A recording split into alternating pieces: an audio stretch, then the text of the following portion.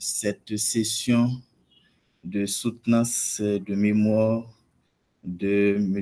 Lérinor Lamitié, notre étudiant finissant, études juridiques du droit des enfants en situation de rue à Delma. Et je suis content aussi de pouvoir être accompagné par Dr. Nelson Sylvestre. Dr. Sylvestre, vous êtes là?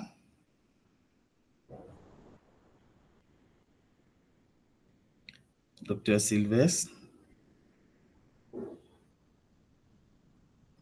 Oui, je suis là. Bonsoir. Très bien, très bien. Merci beaucoup, Dr. Sylvestre, qui est justement l'encadreur de Lérinor Lamitié et également notre rapporteur, M. Claude Jean. M. Claude Jean, vous êtes là? Je suis là, je suis aussi. Très bien, merci, c'est très apprécié. Monsieur le Président, je vous demanderai de m'accorder la parole en premier au cas où j'aurai un problème de connexion. D'accord, il n'y a pas de souci, il n'y a pas de souci. Donc, Lérinor, tu es là? Oui, je suis là, bel et bien là. Ok, excellent. Donc, mon cher, félicitations pour avoir eu la possibilité de faire le dépôt de ton mémoire de sortie, licence pour la faculté de droit et d'économie et de gestion.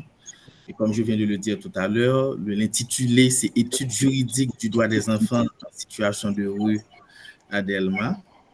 Donc, sans plus tarder, je vais te passer la parole justement pour pouvoir te gratifier de la présentation de ton travail de fin d'études de licence. Donc, je ne sais pas, Dr. Sylvestre, si vous voulez dire quelque chose juste avant de permettre à Lérinor de faire la présentation de son mémoire de licence. Dr. Sylvestre.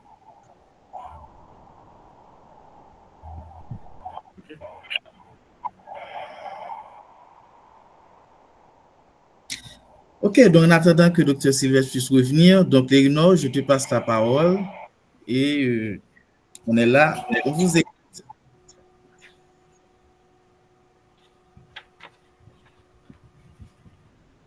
Honorable président du jury, honorables membres du jury, mesdames, messieurs, distingués invités, bonsoir. Aujourd'hui, 3 juillet 2025, c'est avec une émotion sincère et une immense fierté que je me tiens devant vous pour parler d'un sujet multidimensionnel. Et je vous garantis que l'avenir d'Haïti se trouve dans ce sujet. Mais avant d'entrer directement dans ce dernier, permettez-moi tout d'abord, honorables membres du jury, de vous remercier sincèrement pour votre présence et pour l'honneur que vous me faites en examinant ce travail de fin d'études. Je dois remercier aussi le président de l'IUS, Dr. Christophe Providence, le directeur académique, Dr. Fred Sédimen, et M. Dr. Nelson Sylvestre, mon encadreur, le responsable de l'antenne de Jacmel, M. Zidore Fednel, pour cette prestigieuse université qu'ils sont acceptés de planter dans la communauté au profit de la nation haïtienne, plus précisément au profit de la communauté du Grand Sud d'Haïti. Dans ce travail, pour obéir aux exigences académiques et pour mieux faire la synthèse, on a élaboré un plan. Dans le plan, il y a la problématique du sujet, il y a la démarche méthodologique, il y a la présentation des résultats du travail de recherche, puis il y a la conclusion. Ce travail est né d'une profonde préoccupation face à la situation alarmante de nombreux enfants qui, dans notre pays et particulièrement dans la commune de Delma, vivent et grandissent dans la rue, dans des conditions indignes, dangereuses, malgré l'existence d'un cadre juridique censé les protéger. Mon travail repose sur une problématique qui pourrait vous paraître très simple, mais très cruciale. En Haïti, la situation des enfants en situation de rue représente un problème social préoccupant et complexe qui ne cesse de s'aggraver sous l'effet combiné de la pauvreté, de l'instabilité politique, de l'insécurité généralisée et du dysfonctionnement des structures familiales et de l'effondrement progressif des institutions sociales. Dans la communauté de Delma, cette réalité est devenue visible au cours des dernières décennies, marquée par des crises multiformes. Il devient alors essentiel d'interroger le système juridique haïtien quant à sa capacité réelle à protéger les enfants en situation de rue. De plus, c'est une responsabilité morale et intellectuelle d'interroger l'écart entre les droits proclamés et les droits vécus, plus précisément lorsqu'ils concernent des sujets aussi sensibles que la protection des mineurs. Ainsi, à la lumière des constats précédemment évoqués, la question fondamentale à laquelle ce travail tente de répondre est la suivante. Dans quelle mesure les dispositifs juridiques haïtiens et internationaux permettent-ils d'assurer une protection effective du droit des enfants en situation de rue dans la commune de Delma?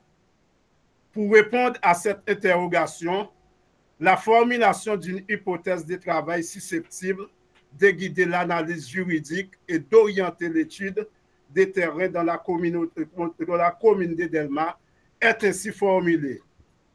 Les dispositifs juridiques haïtiens et les instruments internationaux offrent un cadre pouvant mener à une protection effective des droits des enfants en situation de rue dans la commune de Delma. En ce qui concerne les objectifs, ce travail de recherche entend atteindre, c'est d'analyser juridiquement la condition des enfants en situation de rue à Delma à la lumière du droit haïtien et des engagements internationaux du pays. Pour atteindre cet objectif général, l'étude se décline en plusieurs objectifs spécifiquement permettant d'approfondir les différentes dimensions du sujet. 1. Identifier les causes socio-juridiques de la présence des enfants dans les rues de Delma. 2. Examiner le cadre normatif national et international relatif aux droits des enfants en situation de rue. 3. Évaluer le niveau d'application et d'effectivité des mécanismes juridiques existants à Delma. À part de l'introduction générale et de la conclusion générale, mon travail de recherche se structure en 3 chapitres et chaque chapitre est subdivisé en 3 sections. Le premier chapitre aborde cadre juridique international, national relatif aux droits de l'enfant. Le deuxième chapitre aborde évolution historique et normative de la protection des droits de l'enfant. Le troisième chapitre analyse la situation juridique des enfants en situation de rue à Delma. En ce qui concerne la méthodologie, la démarche méthodologique a été très rigoureuse, car cette dernière permettant d'analyser de manière précise la situation juridique des enfants en situation de rue dans la commune de Delma. La méthodologie adoptée dans ce texte repose sur une approche qualitative ou exploratoire. Et en ce qui concerne les collectes des données, on a utilisé l'entretien semi-directif. En matière de documentation, on a fait une analyse approfondie des textes juridiques nationaux et internationaux relatifs aux droits de l'enfant, notamment la Convention relative aux droits de l'enfant, le Code de l'enfant haïtien de 2020, la Constitution du 29 mars 1987 amendée et non amendée, Code pénal haïtien, Code civil haïtien, essai de la France, etc. L'analyse critique visant a permis de confronter les normes juridiques et les réalités sociales observées à Delma. L'outil utilisé dans ce travail, c'est la grille d'entretien En ce qui concerne la présentation des résultats, on en a beaucoup, mais on a choisi de dire le minimum. Le code pénal haïtien actuel, largement hérité de la période coloniale, reste muet ou flou sur de nombreuses infractions graves touchant spécifiquement les enfants. Même lorsque des violations sont établies, les auteurs sont rarement poursuivis en raison d'une justice dysfonctionnelle, d'un manque de formation des policiers et des magistrats aux droits de l'enfant et d'un contexte généralisé d'impunité. Ce vide juridique favorise l'impunité, ce qui aggrave la marginalisation des enfants en situation de rue, souvent victimes de violences policières ou de détentions arbitraires. On a pu trouver aussi que les droits des enfants en situation de rue ne sont pas respectés. Cependant, le droit à la protection des enfants est aussi inscrit dans la Constitution haïtienne en son article 261 qui stipule que les lois assurent la protection à tous les enfants. Tout enfant a droit à l'amour, à l'affection, à la compréhension et aux soins moraux et matériels de son père et de sa mère. Une des faiblesses majeures du système de protection de l'enfant à Delma réside dans l'absence de coordination entre les institutions étatiques. Les différents acteurs comme IBES, BPM, MAS, Justice opèrent souvent de manière cloisonnée, sans stratégie commune, sans base de données partagée ni protocole d'intervention concerté. Cette fragmentation conduit à des redondances d'action, à des délais d'intervention incompatibles avec l'urgence des cas et à une faible capacité de suivi des enfants pris en charge. Les enfants sont donc souvent pris dans un circuit biotique inachevé où ils finissent par tomber dans la rue faute d'un accompagnement intégré continu. On a trouvé aussi que la pauvreté est le principal facteur de violation des droits de l'enfant. En ce qui concerne notre conclusion, ce travail opte pour le respect des droits des enfants en situation de rue, car respecter les droits des enfants de rue est un devoir moral et une nécessité pour créer une société où tous les enfants peuvent vivre en sécurité, en dignité et en prospérité. Les droits de l'enfant sont des droits fondamentalement qui visent à garantir un développement harmonieux et à protéger les enfants contre les abus et à leur permettre de participer pleinement à la vie sociale. Ils sont une base essentielle pour leur développement et leur épanouissement. Donc, ce texte souligne la nécessité urgente pour l'État haïtien d'adopter une politique publique globale et juridiquement encadrée pour faire face à cette urgence humanitaire et sociale dans une perspective de respect des droits humains et de construction d'un avenir durable pour les enfants.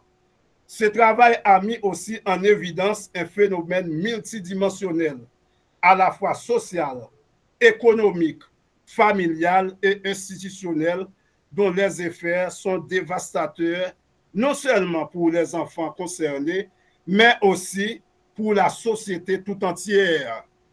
L'étude a permis de poser un diagnostic critique de l'état actuel du droit haïtien en matière de protection de l'enfant à travers une approche méthodologique très qualitative.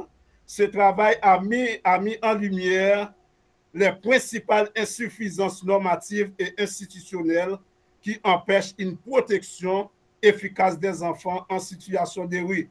Il a aussi souligné la quasi-inexistence de mécanismes spécifiques pour ces enfants dans des textes haïtiens, ainsi que l'absence d'une loi cadre qui reconnaîtrait le statut particulier. En réponse à ces constats, plusieurs choses devraient être faites, notamment l'élaboration d'une loi spéciale pour les enfants de la rue, la mise en œuvre effective des normes internationales ratifiées, le renforcement des institutions de protection de l'enfant, l'implication des collectivités territoriales comme la mairie de Delma et la mobilisation des communautés locales. Ces mesures doivent s'inscrire dans une approche globale, intégrée et durable. Les enfants ont droit au respect, à la protection et à la réalisation de tous les droits stipulés dans la Convention relative aux droits de l'enfant. La question des enfants en situation de rue n'est pas uniquement un problème social à la périphérie des politiques publiques, mais bien un enjeu de droit, de justice, de dignité humaine et de souveraineté sociale. Protéger ces enfants, c'est protéger l'avenir d'Haïti. Merci de m'avoir écouté activement. Maintenant, je suis disposé et disponible pour prendre en compte vos questions, vos recommandations, vos suggestions, vos conseils, vos remarques pertinentes. Et normalement, c'est après la correction intégrale de mon texte, si mon encadreur, en l'occurrence, Dr. Nelson Sylvestre, veut continuer à m'autoriser ou bien à me donner des lettres de recommandation, je vais passer des licences à maîtrise et des maîtrises au doctorat. IUS un jour, IUS toujours.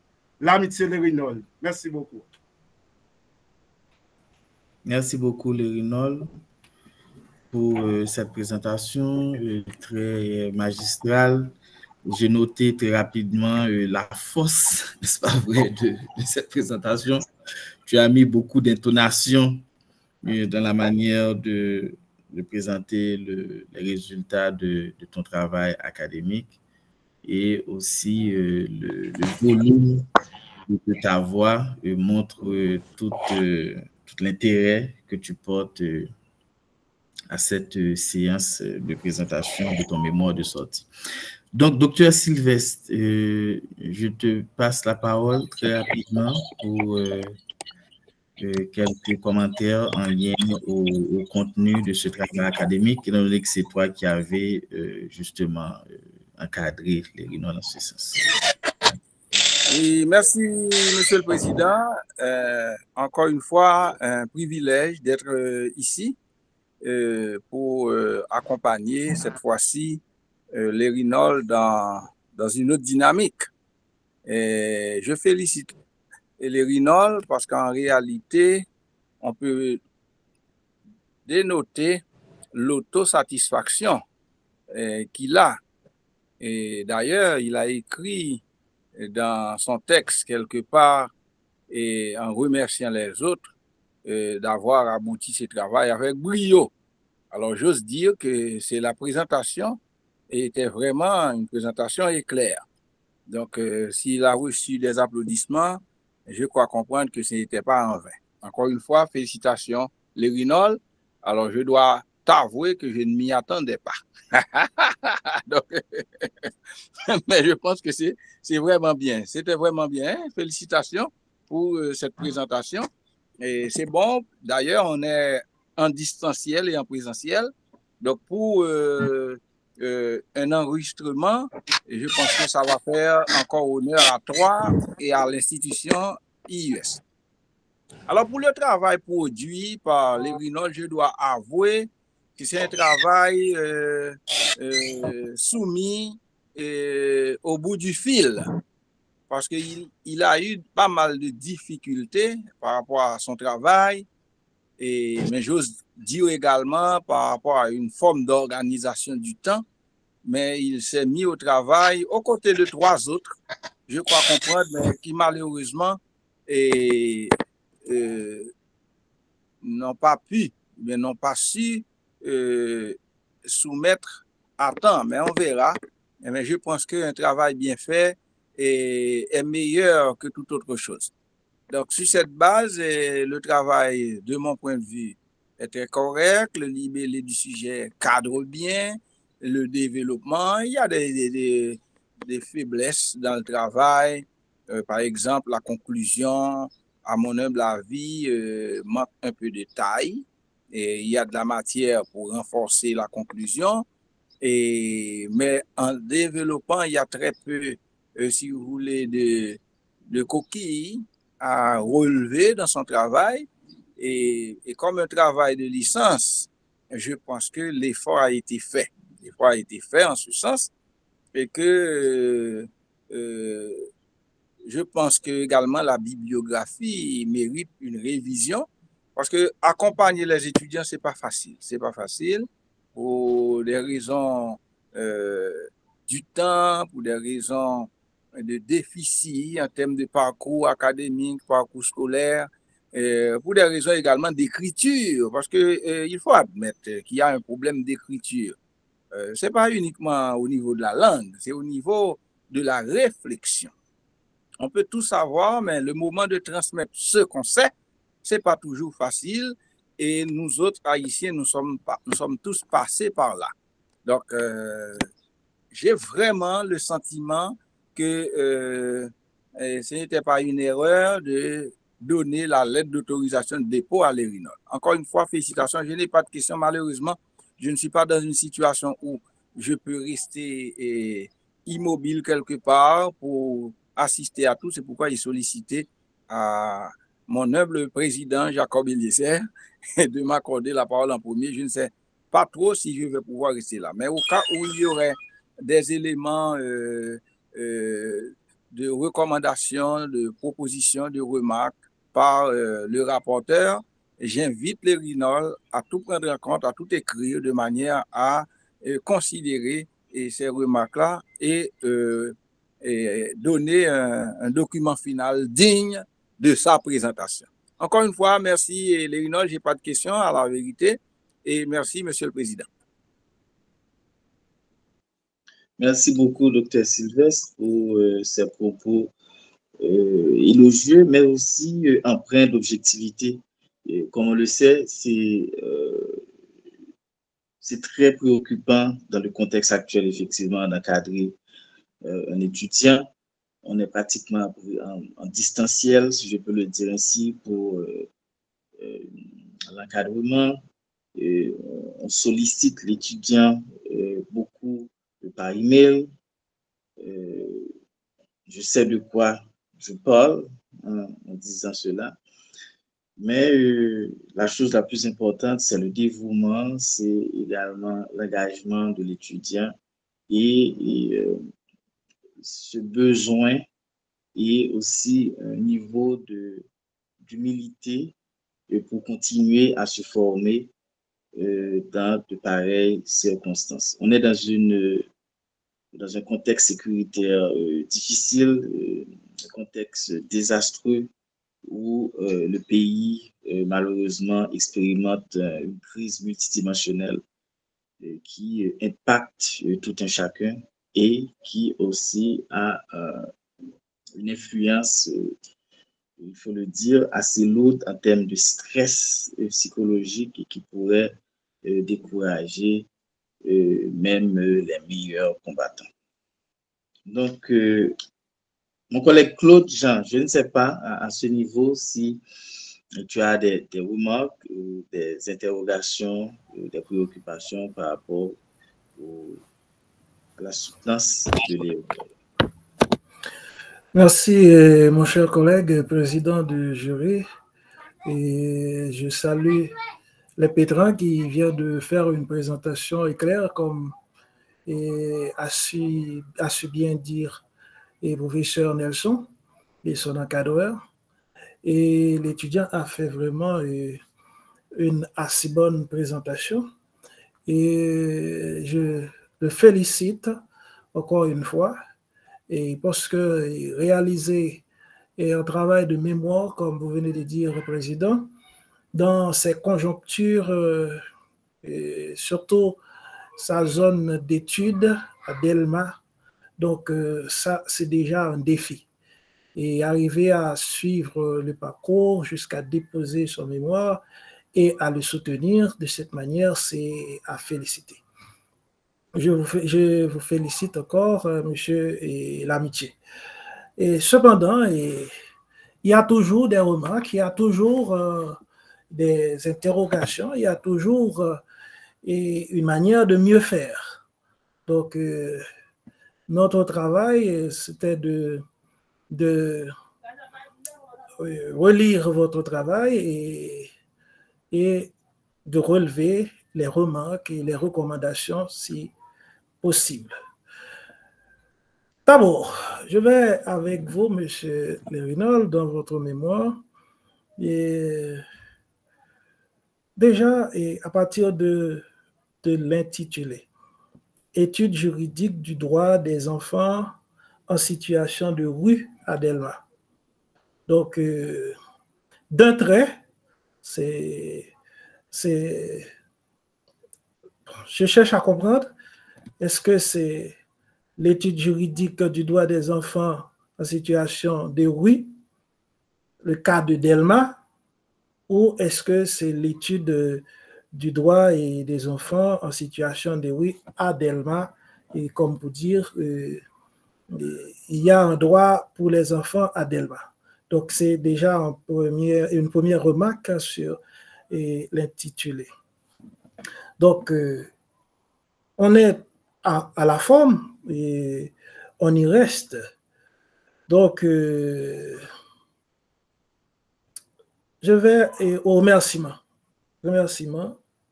Pour commencer par la définition de votre travail et ensuite, vous commencez les remerciements en impersonnel, remerciements, etc., etc. Et ensuite, vous passez à la première personne. Mais il y a un paragraphe qui retient particulièrement mon attention. Par exemple, et je lis pour vous, j'exprime mes plus sincères remerciements et profonde gratitude à l'égard de cet éminent, infatigable conseiller Garo Victor, doctorant, etc., etc. Et plus bas, vous dites au président de l'IUS. Donc, je cherche la connexion entre cette première partie, ou du moins, qu'est-ce que vous dites au président de l'IUS? Au président de l'IUS, en l'occurrence, docteur Christophe Providence, etc., etc. Et ensuite, vous allez à merci, etc. Donc, comme pour vous dire que je ne vois pas la connexion, je ne vois pas ce que vous voulez dire à Dr Providence. Est-ce que le paragraphe précédent est lié à ce paragraphe? Je ne sais pas. Donc, pour moi, c'est un problème d'écriture qu'il faut prendre en compte, qu'il faut revisiter. Dédicace. Vous commencez par ce travail, tac, tac, etc., etc. Et le paragraphe suivant, en supplément, et aussi, et enfin, en somme. Donc, je ne comprends pas ces mots ces connecteurs. Je ne comprends pas ces connecteurs. Et ici aussi, je pense que c'est un problème d'écriture qu'il faut considérer, qu'il faut revoir avec, dans le texte final qui va être déposé. Claude, si tu me permets, très rapidement. Lerinol, je ne sais pas si tu es en train de noter. Et oui, l'amitié de Rinold est bel et bien en train de noter. Merci beaucoup. D'accord. Merci, président. Merci. On va à la page première de votre introduction. Deuxième ligne. Légalité, virgule. Légitimité, point, virgule. Justice, virgule. Morale, point, virgule. Juridique, point. Qu'est-ce que c'est ça? C'est une phrase ou je ne sais pas. Cette énumération, je la retrouve entre deux points. Il y a un point et on commence par légalité, légitimité, point virgule, justice, virgule, morale, point virgule, juridique, point. Ensuite, il suit les activités humaines. Donc, j'ai du mal à suivre vraiment qu'est-ce qui se passe. Et là, c'est vraiment le début de votre introduction. J'ai du mal à suivre. Il faut revoir ça, il faut être clair. Et si vous voulez énumérer quelque chose, vous énumérez, mais il faut, c'est dans une phrase. Vous ne pouvez pas faire une phrase avec 16 énumérations. Vous voyez? Vous ne pouvez pas faire une phrase avec 16 énumérations et comme c'est fait dans le travail. Il faut revoir tout ça, il faut retoucher et tout ça. À la page 5,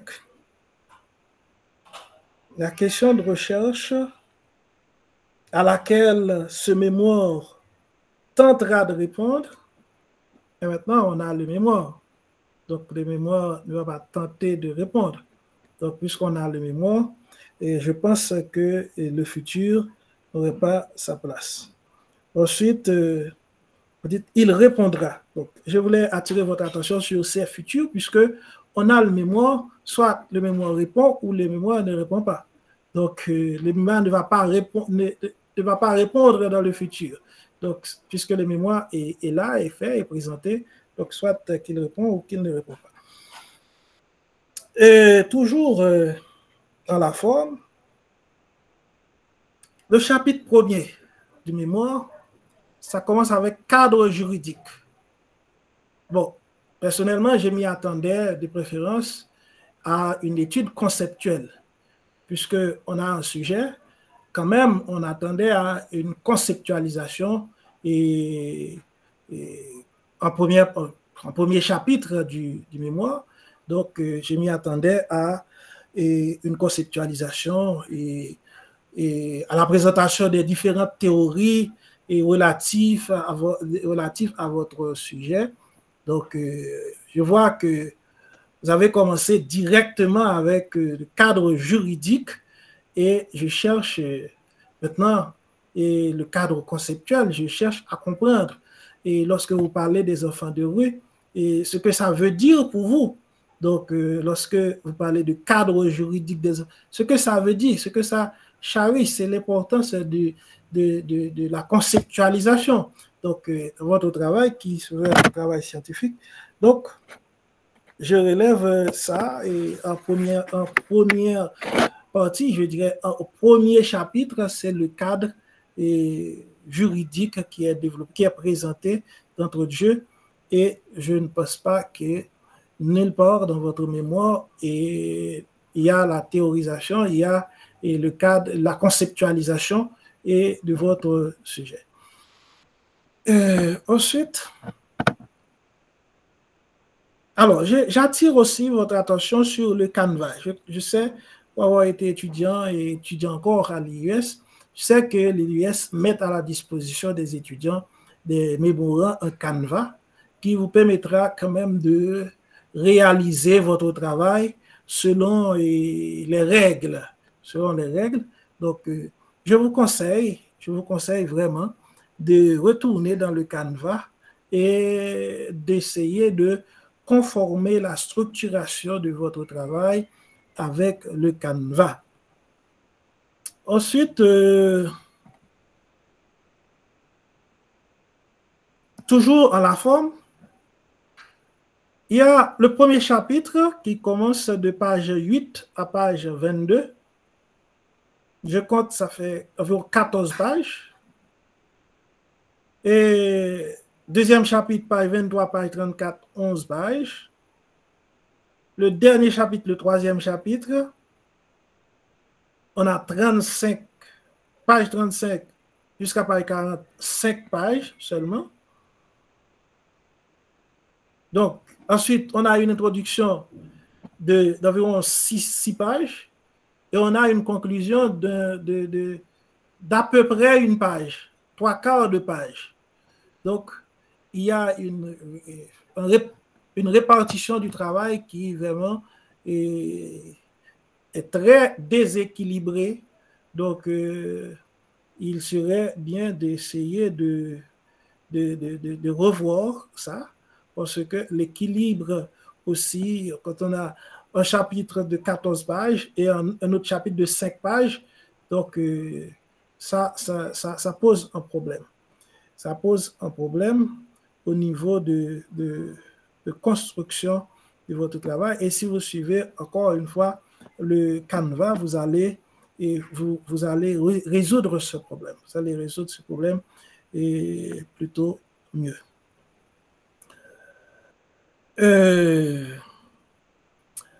Une question que j'aimerais vous poser, se basant sur votre question de recherche et de votre hypothèse de travail, quel est le résultat qui est retrouvé dans votre recherche? Et là, je vous cède la parole.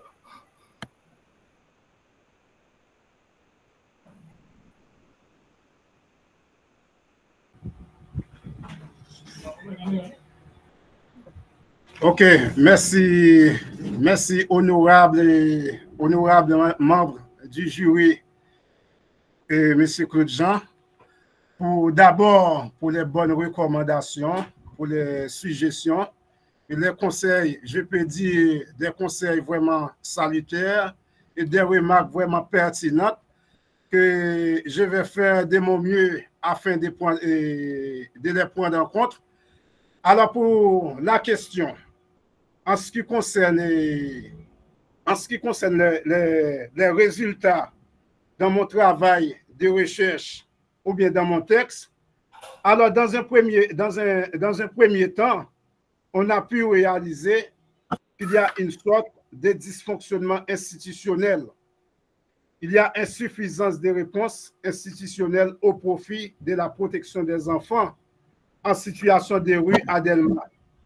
Et malgré la reconnaissance des droits fondamentaux de l'enfant dans la Constitution haïtienne et dans divers instruments juridiques ratifiés par l'État, on voit que la réalité quotidienne montre un décalage profond entre les normes juridiques et leur application concrète.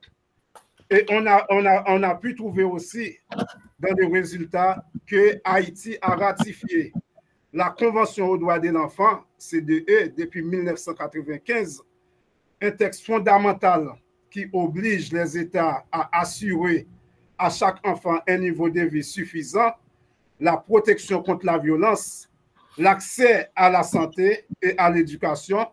Mais toutefois, malgré cette ratification, on a vu qu'il y a une sorte de transposition de la CDE dans les droits internes haïtiens reste très partielle. Et son application concrète, on peut dire quasi inexistante. Et il y a aussi un autre aspect crucial du déficit normatif, c'est la faiblesse ou l'absence de la sanction effective contre les violations des droits des enfants, si je peux dire ainsi, notamment dans les cas de maltraitance, d'abus sexuels, d'exploitation économique et de négligence. Alors, c'est ce que je peux dire dans un premier temps comme élément de réponse. Merci, honorable membre du jury, M. Claude Jean. D'accord. Je vais à la conclusion, à votre conclusion. Ce mémoire a mis en évidence, ce travail a mis en lumière. Pourquoi une conclusion avec autant de passé?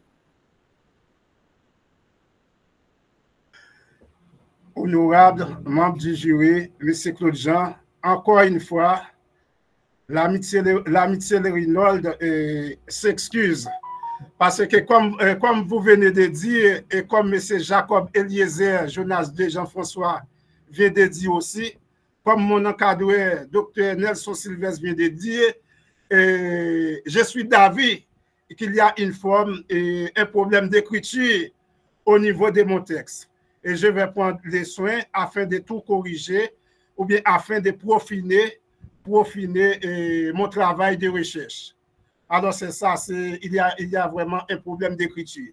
Ça, j'admets. Merci beaucoup. OK. Et je m'attendais aussi à voir des tableaux dans votre travail, puisque vous parlez des enfants de rue, etc. Adelma, je m'attendais à voir des tableaux qui présentent tout au moins une idée quantitative de ce que pourrait représenter, bien que vous faites une étude juridique, mais il faut avoir le fait. Et les enfants de rue, il faut avoir le fait, c'est-à-dire, est-ce qu'il y a vraiment des enfants de rue à Delma? Je ne sais pas. Si je suis votre travail, alors, je ne trouve pas de tableau, je ne trouve pas vraiment des éléments quantitatifs pouvant m'aider à bien comprendre votre problématique, vraiment. Qu'est-ce que vous voulez dire? Alors, honorable monsieur membre du jury, monsieur Claude Jean, alors je dois vous dire, comme mon travail, c'est la méthodologie qualitative. Autrement dit, c'est la méthodologie exploratoire. Alors, j'étais en train d'explorer la situation des enfants des rues à Delma. Alors, je suis d'avis qu'il devrait y avoir des tableaux parce que ce serait vraiment important et ça faciliterait la compréhension des lecteurs. Alors, comme j'avais dit à mon encadreur, comment je peux dire ça? L'enquête en soi, c'était pas moi effectivement qui était sur le terrain. Parce que je suis à Jacmel et je m'arrangeais avec 2 enquêteurs pour qu'ils puissent mener l'enquête pour moi. Et à la fin, il y a un d'entre eux qui me donnait des fils à retordre. Et par probité intellectuelle, je ne voulais pas faire un travail. Et après, ma conscience, alors, je vais parler de conscience intellectuelle pour que ma conscience puisse me reprocher. Alors, quand je vais profiner le texte, je vais m'arranger afin de tout insérer. Mais normalement, vous avez raison, honorable membre du jury, pour insérer des tableaux afin de faciliter la compréhension des lecteurs. Merci beaucoup. En somme, je vous remercie et je vous exhorte vraiment à retourner dans le canevas et à revoir votre texte, parce qu'il y a vraiment de quoi à revoir votre texte. Je pense surtout qu'il faut considérer, à mon sens, la conceptualisation, puisque vous faites un mémoire quand même. Et lorsque je prends le mémoire, si vous parlez des enfants de rue, je dois, à partir de votre mémoire, comprendre ce que c'est pour vous, les enfants de rue. Donc, Monsieur le Président, je pense que je n'ai plus d'autres remarques à faire sur le travail de Monsieur Lérinol, de Monsieur Lamitié, que je félicite encore pour ce travail et pour son courage. Merci beaucoup. Merci beaucoup, collègue Claude, pour ces propos déterminants et également très objectifs en termes d'appréciation de ce travail de mémoire, de ce travail académique. Alors, Lérinol, en ce qui me concerne, j'ai quelques préoccupations que je veux justement exprimer ici.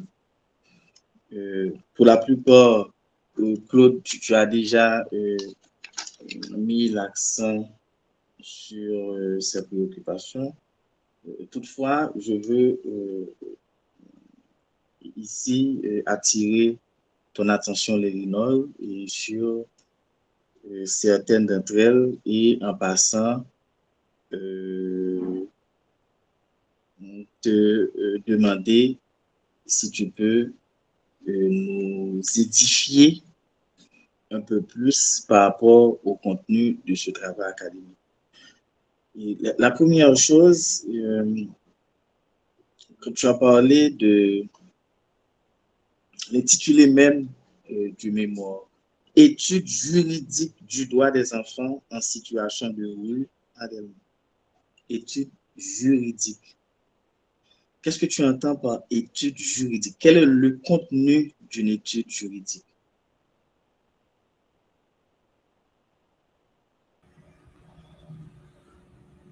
Honorable Président, M. Jacob Eliezer, Jonas II, Jean-François, merci pour cette question. Alors, une très bonne question, une question en même temps pertinente. Alors, étude juridique du droit des enfants en situation de rue à Delma. Qu'est-ce qu'il y a caché derrière ce sujet? Alors, quand on dit étude juridique du droit des enfants en situation de rue à Delma, il y a les enfants... Léonard, si tu me permets, en fait, tu as déjà fait la présentation des résultats, on va y revenir, mais je veux que tu nous dises en quoi consiste une étude juridique. Quel est le contenu d'une étude juridique? Quelles sont les lignes directrices à prendre en compte quand on réalise une étude juridique? Alors, pour l'ensemble des lignes directrices à prendre en compte, autrement dit, qu'on doit prendre en compte quand on fait une étude, et bon, je m'excuse pour cette redondance ou bien étude juridique. Alors, c'est l'ensemble. D'abord, on doit avoir l'ensemble des savoirs et des méthodes qui permettent de connaître afin d'analyser et de prendre en compte les droits dans tout son agrégat.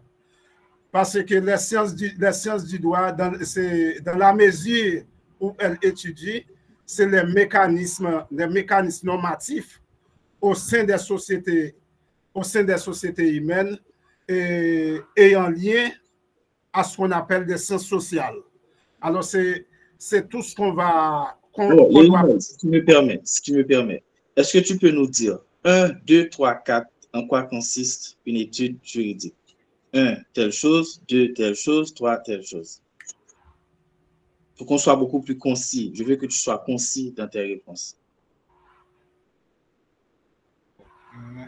Alors, je sais pas, encore une fois, honorable président Jacob Eliezer, Jonas II, Jean-François, si vous voulez reprendre la question encore une fois pour moi, s'il vous plaît. Oui, la question, c'est en quoi consiste une étude juridique? Quel est le contenu d'une étude juridique? En quoi devrait-on s'attendre quand on réalise une étude juridique?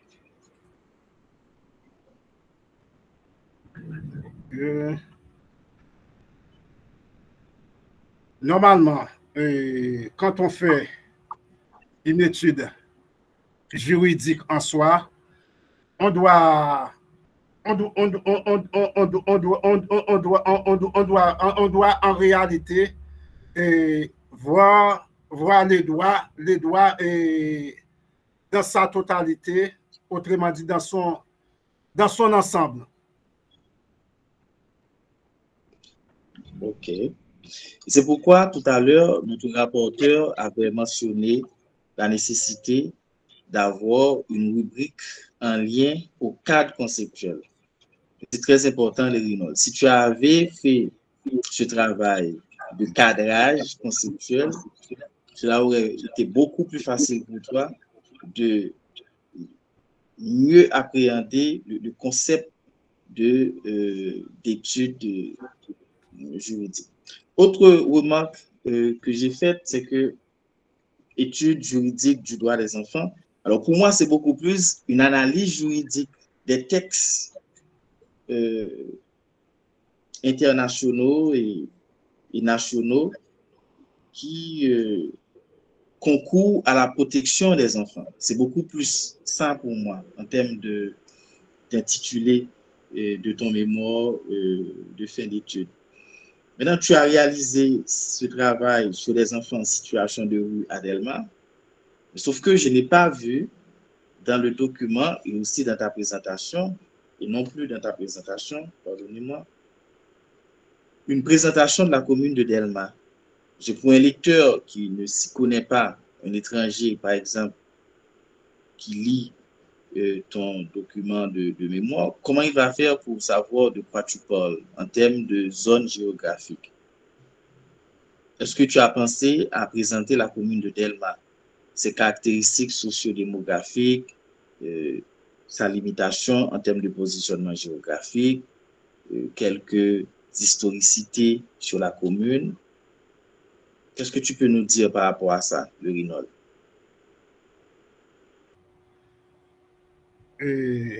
Honorable président, M. Jacob Eliezer, Jonas D. Jean-François. Alors, au début, je l'avais mis, mais normalement, mon encadreur n'estime pas que c'était pas trop, il a estimé que c'était pas trop important d'y insérer. Mais normalement, sur votre recommandation, vos conseils salutaires, vos recommandations, je peux à nouveau prendre ça en compte des conseils avec mon encadreur, Dr. Nelson Sylvestre. D'accord, merci. Autre chose, je n'ai pas vu la durée. Quand on réalise un travail académique, c'est un travail qui est réalisé sur une durée. C'est sur quelle période cette étude juridique a été réalisée? Et je ne l'ai pas vu dans l'intitulé du mémoire. Je ne sais pas si c'est quelque chose qui m'a échappé au niveau du contenu du texte, mais je ne l'ai pas remarqué, le Rinol. Alors, pour la durée, on avait mis, c'était de 2020 à 2024, mais en corrigeant, mon directeur de mémoire, en corrigeant le titre du mémoire, et encore une fois, il estimait que ce n'était pas vraiment important parce que le titre s'est intitulé « Études juridiques du droit des enfants en situation de rue à Delma ». Nous avons estimé que ce n'était pas important de limiter, de faire une délimitation, bien de limiter l'étude. D'accord. Merci, Léonard. Je vois que le professeur Providence vient de m'envoyer quelques petits messages pour me dire qu'il va y avoir une autre soutenance. Et donc, Léonard, si tu me permets de te demander quelles sont les limitations de ce travail académique, parce que je n'ai pas vu de rubrique méthodologique dans le contenu de ton document de mémoire. Et qu'est-ce que tu peux nous dire par rapport à cela? Je n'ai pas vu non plus d'études de cas. Est-ce qu'il y a eu une étude de cas?